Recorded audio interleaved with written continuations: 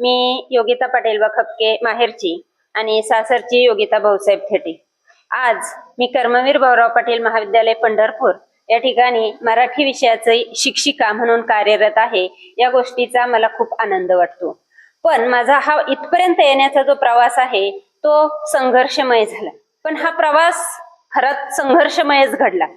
घरापासून जवळजवळ 12-13 किलोमीटर अंतरावर शाळेत जायला लागायचं आणि वाहतुकीच्या सुविधा कमी, पण तरीही कुठल्या ना कुठला मार्ग शोधून तो शिक्षणाचा प्रवास पूर्ण केला। शाळेची ससे होलपट झाली।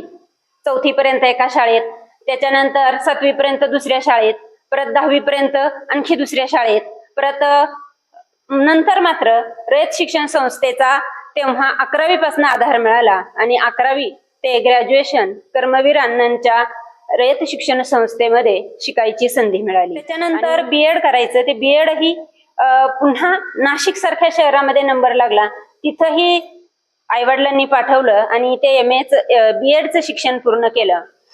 तोपर्यंत आईवडिलांच्या छत्राखालचा प्रवास संघर्ष करत करत का होईना पण सुखकारक झाला। त्यानंतर 2005 मध्ये एका खाजगी संस्थेमध्ये विनाअनुदानित तत्वावर नोकरीला सुरुवात केली। आता ती खरं तर नुसती सुरुवातच म्हणायची।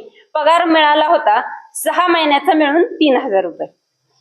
म्हणजे सांगण्याचंही तसं थोडस आज ते थोडंसं वाईट वाटतंय, परंतु संघर्षाशिवाय पर्याय नाही ही गोष्ट समजली। आणि तिथून हा प्रवास सुरू करत करत करत जवळजवळ 12-13 वर्ष हा विनाअनुदानितचा प्रवास सुरू होता। आज एक समाधानी शिक्षिका म्हणून मी काम करते आणि हे काम करत असताना मी माझ्या विद्यार्थ्यांना एक सुसंस्कृत नागरिक म्हणून बनवण्याचा माझा प्रयत्न आहे। मोस्टली विद्यार्थिनींच्या बाबतीत ज्या काही अडचणी असतील, जे काही त्यांच्या समस्या असतील त्या सोडवण्याचा प्रयत्न करते।